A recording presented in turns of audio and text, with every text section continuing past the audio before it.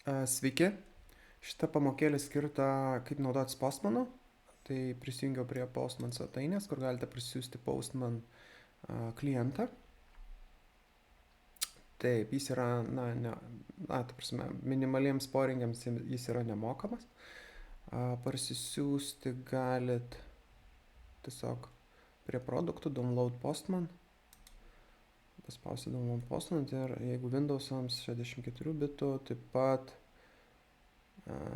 galima Mac'ams ir Linux'ams atskirai parsisiųsti taip pat versijas. Greičiausiai prisijungus iš atitinkamos platformos matys, kokia jūsų platforma, atitinkamai ir pasiūlys, kurią versiją siūstis. Taip, tai parsisiunčiama, aš nerodysiu dabar, kaip parsisiųsti, tai standartinis aplikacijų siuntimas, kažko nustatinėti nereikia, tiesiog prisijungiat, įsidėgėt ir pasileidžiat. Tai aš turiu jau pasileidęs Postmaną, pirmą kartą pasileidus. Čia gali būti koks tai welcome screen, prisijungimo pradinis langas sveikinantis prisijungus, bet vėliau, jeigu nesate prisijungę, kažkas panašaus turėtų būti kaip mano langas. Tai pagrindinis dalykas tai yra history, kairiai pusėje rodo istoriją, kokie buvo užklausos siunčiamos paskutiniu metu. Tada galima įvairius workspace'us susikurti ir panašiai, susikurti accountą, paskyrą, nes be paskyros šiandien galima siūsti beje, bet jums neišsaugos jūsų kolekcijų, šiaip galima siūsti. Viskas tvarko, bet geriausia yra prisijungus. Tai aš vieną parodysiu, kaip galima neprisijungus nusiųsti, o po to kaip prisijungus. Tai jeigu mes turime savo web servisą, kaip ir šitas pavyzdys web servisas mūsų turim endpointą IP students, kuris grąžina sąrašą studentų per Swaggeris. Swaggeris yra dokumentacija. Irgi kitas klientas analogiškas, negaliu sakyti analogiškas, bet kaip Postmanas ir Swaggeris, jie yra abu klientai, tik skirtingi. Tiek Postmanas, tiek Swaggeris gali būti naudojamas dokumentacijai ir testavimui. Tai Swaggeris yra pirminis dokumentas, kur galima pasižiūrėti, kokius web services endpointus turi ir atitinkamai galima po to persikonfigūruoti į šitą Postmaną. Tai jeigu paleisiu execute, aš gaunu studentų sąrašą ir čia rodo request to URL, koks pilnas adresas, tai šitą URL aš galiu realiai panaudoti Postmane. Tai atsidarius Postmane yra tabas Untitled Request ir čia requesto laukelėje tiesiog įdedu šitą savo endpoint adresą. Čia metodą galiu pasirinkti, kokį metodą siūsiu. Tai by default būna parinktas get. Toliau čia yra daugiau įvairių nustatymų, jeigu ten yra prisijungimai, autorizacijas galima nustatyti, kokią autorizaciją naudosit, prisijungimas, vartotojo vardas, slaptažodis ir taip toliau. Jeigu tokius turi vairūs kiti parametrai, query parametrai, kuriuos galima setupinti čia tiesiai arba rašyti virš pačiame adrese. Toliau yra vairūs headeriai, kurie naudojami duomenų apsikeitime siunčiant HTTP būtent protokolų.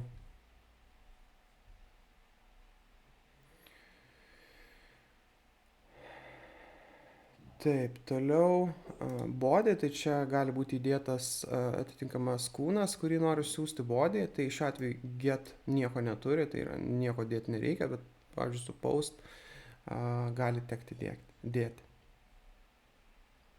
Toliau čia kiti skriptai galima, kuriuos aprašyti su JavaScriptu ir toliau testus taip pat galima rašyti, kurie paleidžiami jau po.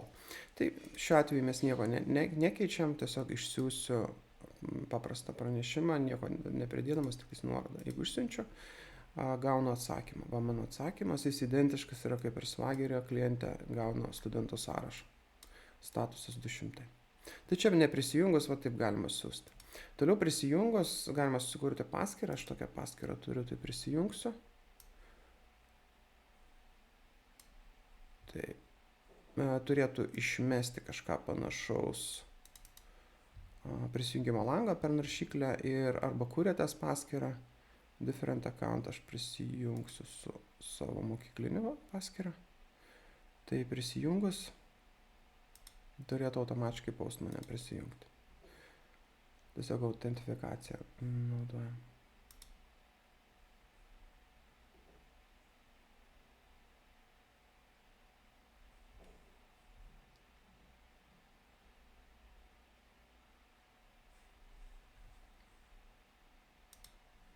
Tai va, susikūrus, galima čia tiesiog eiti į My Workspace. Ir čia Move Data tiesiog. Ir viskas, čia galima išjungti, galima sukurti savo kolekciją. Kolekcija tai visam realiai serviso testavimui, tai tiesiog pridedam Create New Collection. Ir šiuo atveju pavadinsiu Blind Collection. Jį galima pervadinti, dešinant jo rename. Pavyzdžiui, pavadinsiu Courses. Ir pridedam requestą. Add request, čia jį galim pervadinti. Ir jau čia susikūrus jums visą laiką liks, nereiks kiekvieną kartą iš naujo dėti. Pavyzdžiui, get students. Get students. Tai čia įsideda nuoroda ta pati būtent iš Swagerio, kur naudojam. Tai tu atsidarysiu Swagerį. Tai šitą nuorodą įsideda ir siunčiu.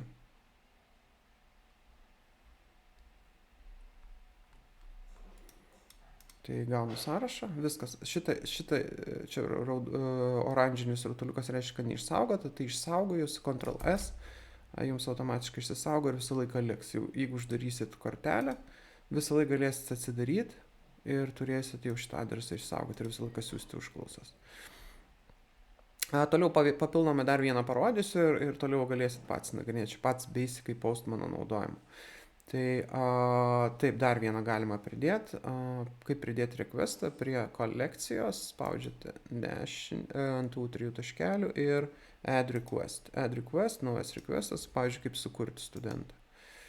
Rename, create student. Pavadinu create student, čia aišku ne get bus, o post. Kaip pasižiūrėti, kaip atrodo post, nueinate į Swagerį.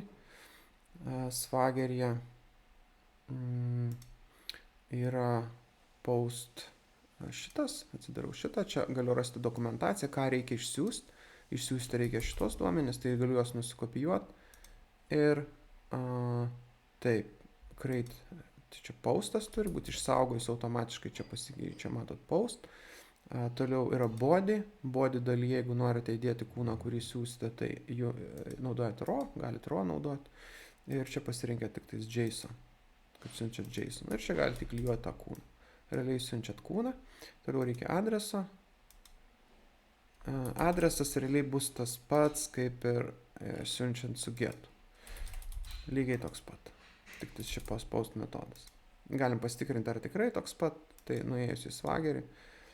Matot, baigėsi taip pat API students. Tai yra tas pats adresas. Tik kitas metodas naudojamas. Ir čia reikalingas bus įdėti visą šitą kūną. Realiai išsiuntus šitą pavyzdinį turėtų sukurti be problemų. Viskas nurodyta, create that, birthday ir taip toliau. Jeigu nusiųsiu, turėčiau gauti 200 response kodą, kad sukurtas. 200 OK ir grąžino sukurtą naują studentą, kurio ID pas mane yra 2010. Viskas išsaugoti, jau turim 2 endpointus ir taip galime visus endpointus. Dar parodysiu vieną privalumą, dėl ko gali kilti klausimas, kodėl ne Swageris, o Postmanas. Tai Postmanas turi daug daugiau įvairių funkcionalumo, fainų funkcionalumų, pavyzdžiui, testavimas. Tai pavyzdžiui, galima ištestuoti rezultatą ir pasitikrinti, ar jūsų web servisas veikia taip, kaip norite, kad jis veiktų. Tai pavyzdžiui, paprastą parodysiu pavyzdį, kaip get students ištestuoti gautą rezultatą. Tai jeigu siunčiu užklausą su get students send, gaunu rezultatą, tai aš galiu šitą testuose, yra testai. Šitie testai paleidžiami tada, kai gaunamas užklausa ir testuose galima patikrinti responsą, ką aš gaunu. Ir ta prasme, ar gaunu tai, ko tikiuosi. Tai aš įmesiu kelis kodo pavyzdžius, beje, čia kodas rašomas JavaScript kalba, tai susipažinsit šiek tiek su JavaScript. Tai pavyzdžiui, aš galiu patikrinti, ar užklausa yra gauta būtent 200 response kodas, nes 200 gautas ir aš visą laiką galiu patikrinti, ar gausiu tai, ko noriu. Tai naudojamas toksai objektas PM, kuris reiškia postman objektas, jis turi metodą test, jam paduodamas argumentas status code is 200, tarpsime, jeigu viskas sėkmingai, tokį pranešimą išmes. Ir čia aš pasitikrinu funkciją, anoniminę funkciją, kurioje kviečiu iš responso. Responsas sako to have status. Na, responsas turi turėti statusą 200. Jeigu neturės, testas bus raudonas. Tai kaip tai veikia, grįžtu į pradžią, jau testas parašytas, vienas testas. Ir jeigu paleisiu, gavau šitą rezultatą ir dabar kažkur tai turi būti testai. Taip, testai. Pačiu aš daryti. Test results. Apačioj. Test results yra vienas iš vieno testo žalias. Tai jeigu paspausiu, matau, kad pass, ar ne? Jeigu kažką netyčia pakeisiu, pavyzdžiui, netgi nuorodoje, neteisingai nuorodą siūsiu ir turėsiu pasirašęs testą, kad tikiuosi 200, tai čia turėtų, kad toks nerastas 404 liktais ir jeigu siūsiu testas fail, status code 200, ta prasme turi būti assertion error, tikrinimo klaida, expected response to have status code 200, but got 404. Tai prasme, matote, testuojant, kažkas negerai reiškia, reikia ieškoti. 404 dažniausiai nerastas yra kliento problema, jas reiškia siunčia neteisingą užklausą. Na ir galima daugiau testų, aš įdėsiu kelis testus, trumpai pakomentuosiu ir bus viskas. Čia atskirai mes JavaScript'o tikrai nesimokysim. Pavyzdžiui, kitas gali testas patikrinti, ar kodas turi teisingą struktūrą, ar teisinga struktūra grąžina, nepasikeičia pačios struktūrai. Pavyzdžiui, ar responsas atsakymas turi status, data ir array. Tai būtent šituos objektus. Jeigu grįšim į responsą, body, tuoj dar sykį paleisiu. Taip, body dar sykį paleisiu. Matot, turi status, data ir gale yra errors. Ar ne? Errors. Pasitikrinam, ar yra errors. Array. Ne errors, atsiprašau. Data. Ar data yra masyvas. Ta prasme, jeigu jūs pakeisite datą ne masyvą, tai čia irgi bus klaida. Tai sako, expects, kad būtent iš responso JSON data objektas yra masyvas. Ir dar plus čia prieš tai patikrinu, ar turi property status, ar turi property data. Status turi, data turi. Tai šitas testas praeis. Ir jeigu išsiųsiu, jau turiu testo rezultatus 2, testai praėjo.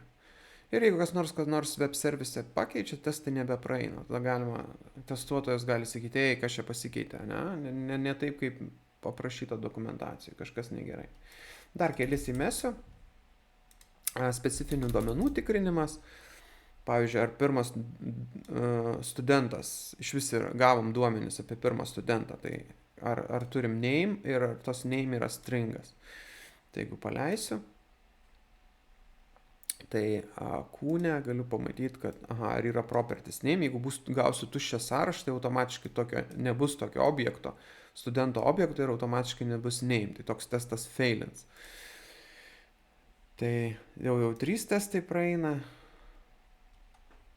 Ir taip toliau. Čia pradžiai, kad matytumėt, kai galima testuoti. Plius, be viso šito, ką Postmanas galite išsaugoti gautus responsus ir juos turėti kaip pavyzdinius ateityje, jeigu kažkam perduosit kurti frontendinę dalį, kad Postmaną jie pasiėmė, perduosit Postmano visą šitą kolekciją, nes kolekciją galima eksportuoti, paspausit prie kolekcijos dešinį, galima eksportuoti ir perduoti kitiem kolegom, kurie atsidarys jūsų aprašytą visą Postmano struktūrą ir galės toliau vystyti, ar tai frontenderis, ar tai testuotojas, toliau dirbti su šituo. Šitą galima išsaugoti kaip pavyzdį, tai matot, yra save as example, paspaudus dešiniai pusėje save as example. Jūs galite pasivadinti pavyzdį kaip norite. Pavyzdžiui, pirmas pavyzdys. Pirmas PVZ. Enter. Kai kur pavyzdys matomas, tai visi jie palenda po apačią. Po užklausos apačią get students ir po užklausos apačią palenda get students pirmas pavyzdys. Ir visą laiką paspaudę jūs matysit, koks URL buvo naudojamas ir kokį atsakymą gavot. Testuotojai gali susikaupti šitos pavyzdys ir, pavyzdžiui, nusiųsti programuotojams, sakyti, va, žiūrėkit, siunčiau tą, gavau tą ir panašiai. Tai va, tai čia pradžia tokia būtų Postman naudojimo.